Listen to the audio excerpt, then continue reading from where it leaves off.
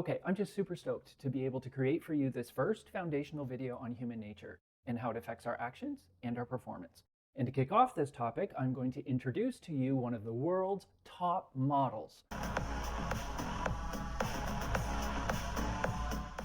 Okay, not that. A top scientific model on human performance and behavior that will explain all the stuff that goes on the inside that causes how we present ourselves to the outside. And most importantly, I will spell out why you need to know this about the people you work with, the people you lead, and especially about yourself.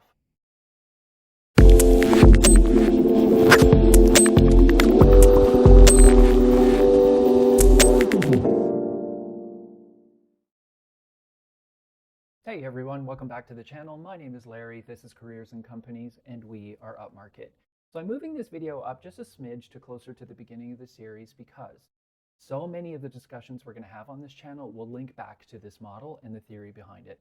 I'm going to represent this model through a diagram, and it's a framework to understand human behavior, ours and everybody else's, in life, but especially for this channel in the workplace.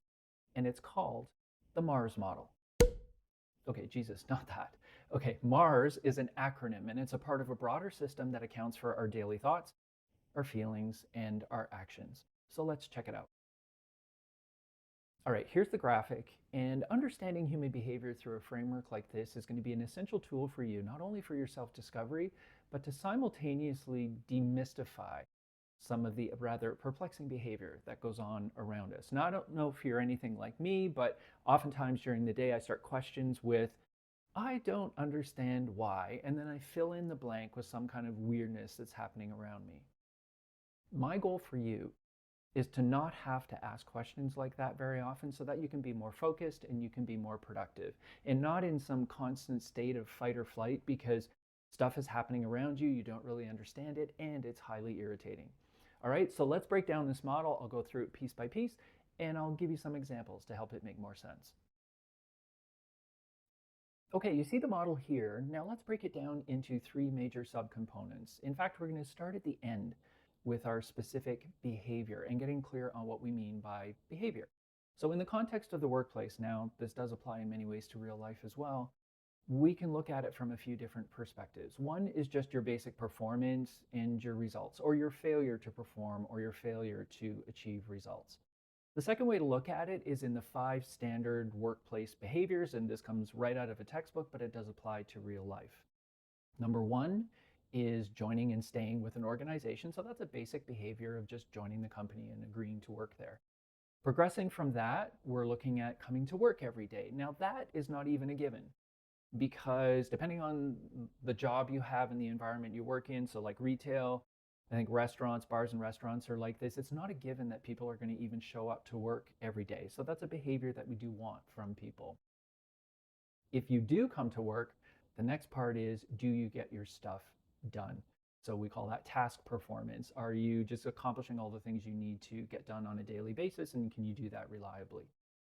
Those three are pretty simple and easy to understand. The other two that we want to highlight, one is called organizational citizenship, and that is, do you naturally go above and beyond your job to somehow make the organization a better place to work?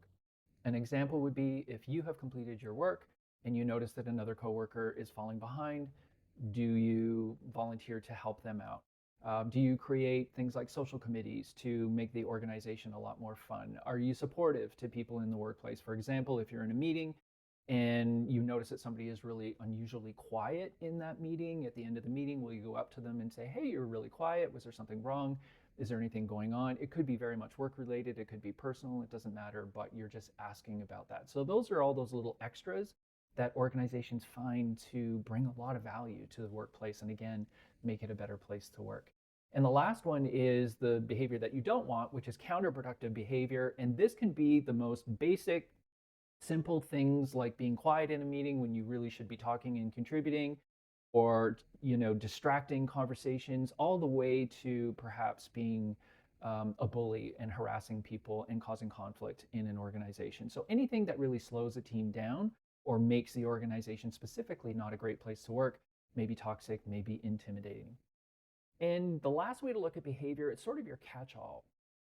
And it's a way I talk about behavior in terms of In general, it's what we say and what we don't say, and it's what we do and what we don't do, right? Because even not saying something and not doing something is technically behavior. Teaching in front of a class and I'm asking students questions and nobody is answering back, that is behavior. And so you have to manage that and you have to deal with that and you have to interpret what that behavior means. That's all a part of it as well. The communication part of it, in terms of what we say, how we talk, our body language, our facial expression, our tone of voice, all that sort of stuff, we will capture that in a communication module, and we'll do that much later in this video series. The second component of the model is the actual MARS part of the model, M-A-R-S. These are factors that are situation specific, meaning these 4 factors can most directly influence your behavior in the moment. The first one is M for motivation, and whoo, this is a big topic on this channel. It's a massive component of workplace behavior. We're going to have a few videos to break down some of the common motivational theories that exist out there, a few of which are pretty complex, but mostly you're going to find them relatable and hopefully interesting, but otherwise basic and relatively easy to understand. Now, if you follow channels like the Huberman Lab, Andrew Huberman breaks down this stuff into nerdy detail using neuroscience. We're going to keep it lighter and higher level and stick to behavioral theory. The next one is A, and that stands for ability. Now, ability could be natural, it could be an aptitude that you have, but it can also be developed and practiced and trained. But it's our ability, or at least our perception of the ability that we have or don't have, that can inspire action or hold us back. R stands for role perception. Now, most of you have probably not heard this term before, but it's pretty easy to understand. And that is, when you come across a situation in the workplace, you're going to at least subconsciously ask yourself, is this my job? If your answer to yourself is not my job, you're not going to act. If the answer that you give yourself is, yeah, I'm supposed to do this, because it's not always clear on our jobs and within organization, not everything is in your job description, then you will act if you think it's something that you should be doing. With my students, I put them in groups on group assignments. I don't assign a leader. So if nobody steps up, if nobody has this role perception that they need to behave as a leader to make sure that conflict is resolved and that duties are assigned and that everybody's kept on track, then the team will likely behave in a very dysfunctional way or not have a really good result. If there's good role perceptions on the team and people really feel that it's their job to step up and lead at least a part of the project or do their fair share, then they're going to have a better result. S is the last one, and that's situational factors. You can almost think of this as like a catch-all. It's a simple fact that no 2 days are alike. So you might perform really well one day and maybe the next day you're not feeling well, or the work environment is noisy, or somebody is irritating you. Or the analogy that I give to my students is, if I give you 45 minutes to do a 20-question quiz, you will probably perform to a certain level. But if I change the situation and only give you 10 to 15 minutes, then your performance is likely to be not as good. So there's different environmental factors that can affect your performance and your behavior. So the idea behind the MARS component of the model, as theorized by its inventor, one of them was Dr. Stephen McShane, is that if any one of these 4 elements breaks down, you only need one of them to break down, then the behavior or the results will be immediately compromised. And then we have this last section, which is a set of factors that I almost think of them like halo factors. They can be situational, but they are largely environmental and live within our cells. They are like a part of our DNA, at least temporarily, and we take them into multiple activities and multiple situations. So you can see them all here, and some of the things that I will focus on earlier are super fun topics like personality and self-concept. I think those are going to be the next 2 videos that I'm going to create. There's lots to learn there and tremendous gateways into learning about yourself. Other topics I'll get to much later, such as ethics and values, which are now self-evident. Stress I will cover in a short video to make sure we can separate it from mental health. That's really important. I'll be getting into mental health issues separately, but I'll be doing that much later in this video series. It's an important topic. I want to make sure I give it some good focus, highly relevant to what's going on in our modern day workplace. The part that's both fascinating but maybe a little bit daunting when you're first starting to learn this stuff lies in the complexity of our human nature. So you've got all these components to the Mars model. The thing is, they don't operate one at a time. They're all operating at the same time, even though some components may be a little bit more dormant than others at any given moment of the day or any given situation. You can think of them like weather patterns that are just sort of moving around inside of us. Another way to look at it is like layers of an onion, which means it may take a minute for us to be able to understand people, because we're going to look at all the different components separately, and then we're going to start looking at them together as we work our way through this channel. We will look at different things that go on in the workplace. We will dissect the behaviors and the events through the lens of all of these components in the model. It'll seem a little bit overwhelming in the beginning, but trust me, you're going to get the hang of it, and I will help you get there. So why does any of this matter? Well, understanding behavior through the lens of the Mars model or in any other way can improve your job performance, can make you a better leader, and can also advance your career. Here's why. The reason we study behavior is so that we can understand it. And if we understand it, then we can predict it. And if we can predict it, then we can influence it to get the outcomes that we want. Full stop.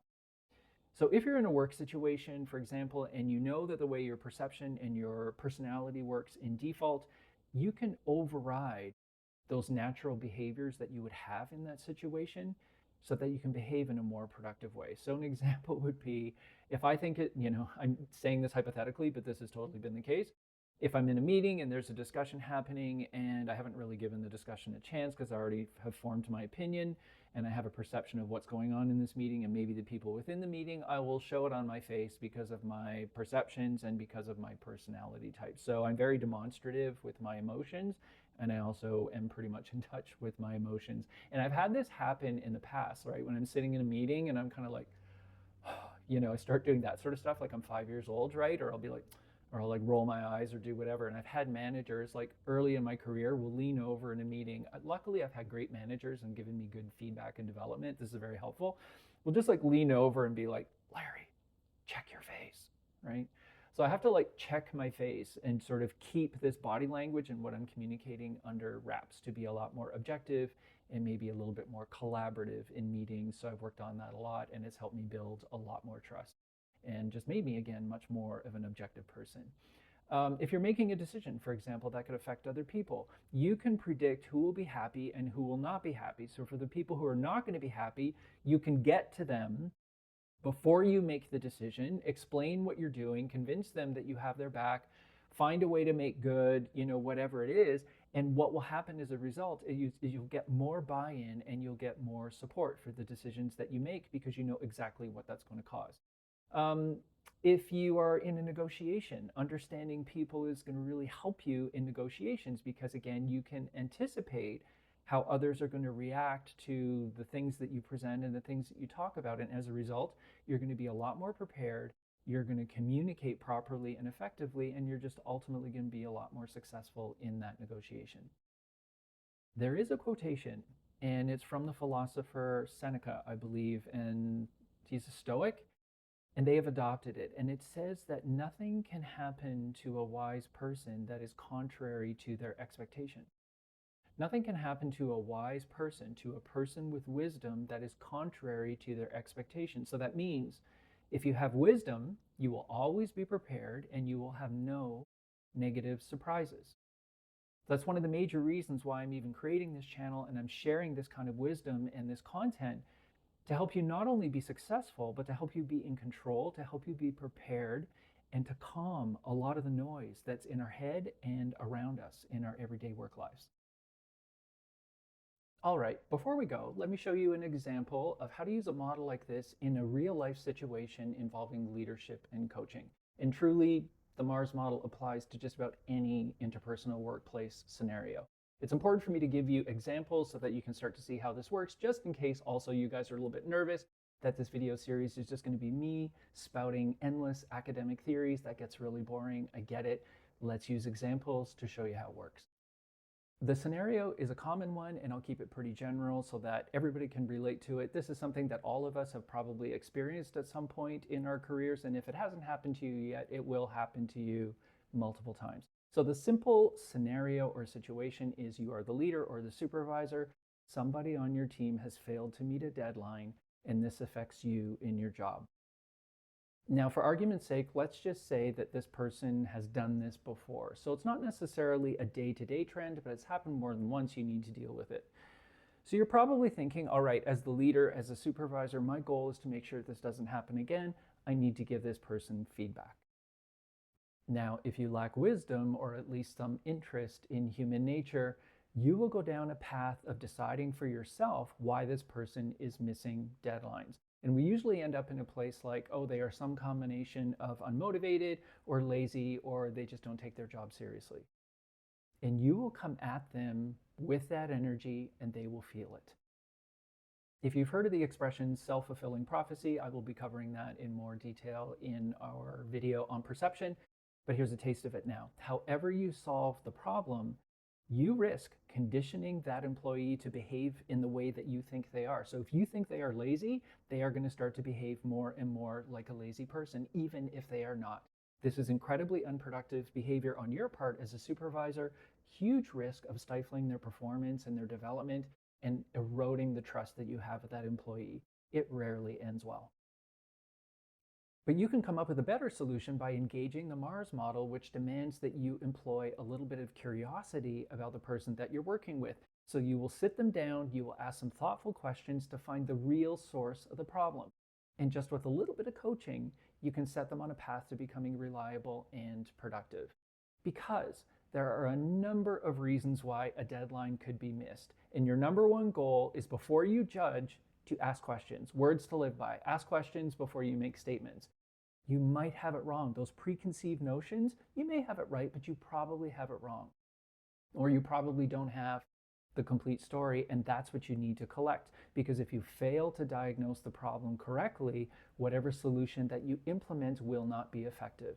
So the Mars model and your knowledge of it will give you this really cool framework to sit down and ask the right questions. What you might find out is things like, maybe they're just a little bit disorganized. They're motivated, but they just don't know how to organize and prioritize their work. That's a part of personality. Maybe they haven't been given enough time and they are hesitant to have shared that with you because they really wanted to impress you and show you that they could get it done, and they misjudge the situation. Maybe they are under some stress, which is either sourced from work or outside of work. Maybe they have poor self-concept. We will talk about the term self-efficacy, the belief that you can actually do a task, just lacking a little bit of confidence, and that leads to some avoidance behaviors. Maybe they are introverted. Maybe they are lacking influencing skill. I'll have a video on that coming up soon. And they didn't properly influence others with whom they might have had to collaborate on the project, maybe just collect some information or other things, and they weren't able to influence getting that part of the work done so they could complete their work, and that has affected their ability to hit the deadline. Maybe they have a role perception problem, and there were some barriers along the way, aside from anything that I've already talked about, and they didn't realize that if something that they did not anticipate and is out of their control rears its ugly head, it's not their job to address it or fix it, and that gives them license to miss the deadline. That's what we call role perception and believing what it is that you're supposed to do. If you have trust in the relationship, if you're able to create a safe space for the conversation, you will fairly quickly establish the complete story and the root cause of the problem and be able to very simply coach them to a solution. Now, I want to make it clear that I don't think it's 100% your problem to solve. I'm a big fan of advocating that all employment relationships are 50-50 in terms of contribution. So if you are an employee or somebody who's been on the other side of the equation and you have failed to deliver in meeting expectations and completing a task or an assignment, there is opportunity for you through this conversation in this video to reflect on the Mars model and diagnose yourself what the problem is that led to this result or this lack of a result. So both people are involved, but I would say the supervisor or the manager definitely can take the lead in helping to diagnose the problem, being an expert on human behavior, and coaching to a solution. Still, I wouldn't be surprised if there's a number of people listening to this video and they're thinking to themselves, why the hell do I need to go through all of this to get someone to perform properly? We hire people, they should just come in, do their job without so much drama, and if they don't, I should just tell them to do it, and that should be the end of it. And I guess that's a fair question, but I'm going to first say that I would characterize this as fairly ineffective management. It's sort of baseline management techniques, but it's not something that lacks a lot of insight if your ultimate goal is to maximize performance. So my broader counter argument breaks down to a few different things. Number one, there are 8 billion people on this planet and we're all different, right? The Mars model components that exist within all of these 8 billion people are all different. So two people could walk into the same situation that seems really obvious to one person what you should do, and the other person behaves in a completely different way. So you should not necessarily expect that everybody's going to walk into your organization and be pre-programmed with all of the best behaviors that you think are appropriate. Now, if you do want to hire a set of employees that have all the pre-packaged behavioral tendencies that you're looking for and all the self-awareness to go with it, we need to have a much longer conversation about proper recruitment and selection practices. Most organizations do not have them. They have decent ones, but they're not airtight. If they're airtight, you're doing an incredible organization analysis to figure out culturally what's required to be successful. You're doing a job analysis in detail. You're writing a thorough and well thought out job description, and then you're recruiting for all of these different behaviors that you're looking for and testing employees thoroughly to make sure that they have those correct and preferred behavioral tendencies. So for any of you out there, here's a little game you can play. Think about any behaviors that you've witnessed or encountered in the workplace that you do not appreciate or you don't think are culturally appropriate to be successful in the organization. My first question to you is, did you test for those behaviors through the recruitment and selection process? And if I was to go into your organization and debrief and backtrack and see all of the processes that were followed and not followed, you will see that those things were not tested for. So what happens? You end up with a mixed bag of employees that have all kinds of different behavioral tendencies that are different than what you might expect. Which leads me to the third thing, and that is, that's what management is. It's the understanding that everybody is different, so no two people are going to behave exactly the same way in the same situation. Sometimes you need to step in and work with people to adjust their behavior and help them achieve their goals. You know, it drives me crazy sometimes. I hear people say things like, I am the director of marketing, or I'm the manager of whatever, but all I do all day is deal with people. Yes, that's what your job involves. You don't just articulate a goal and then just expect everybody to magically fall in line and everything happens without your involvement. You need to lead, you need to teach, you need to coach, you need to inspire, you need to direct people, and sometimes, yes, you need to discipline along the way. And you need to do it with more tools than just being demanding and bitchy, and we'll talk about that later in a video on influencing. Because that kind of leadership and that kind of influencing style, that approach should only be used selectively. You need to apply a lot more curiosity and understanding of people and wisdom that we're providing on this channel. Otherwise, you're going to cause more problems than you'll actually solve. So that's just a little door opener, giving you a flavor of this bigger idea of using your insight and knowledge about people to supercharge their performance. And also you can use this model and the same line of thinking to take your own performance and your own career to the next level as well. We'll be certainly applying the Mars model that way throughout this channel. So I'm not going to be doing huge lectures on this stuff and becoming super nerdy. I don't want to turn you guys into PhDs. I'm not a PhD myself. I just want to give you enough theoretical knowledge, but supplemented with real world examples so that I can make you guys just a little bit dangerous. So before we go, let me leave you with this food for thought to reinforce why I think a channel like this is important and why this type of content is necessary. I'm going to ask you a question. How much of your job, whether you're an hourly wage worker or leadership roles or working in a professional environment, how much of your success depends on the technical knowledge that you have for your job versus how much knowledge you need to have about working with people? It's going to be different for every profession, right? So there's no one right answer. I'm just curious what you guys think. What percentage of your success depends on your technical knowledge versus your skill in working with people? I've asked this question to pretty much every student class that I've taught, especially in my OB classes, organizational behavior. And the answer pretty consistently comes back somewhere around 50-50.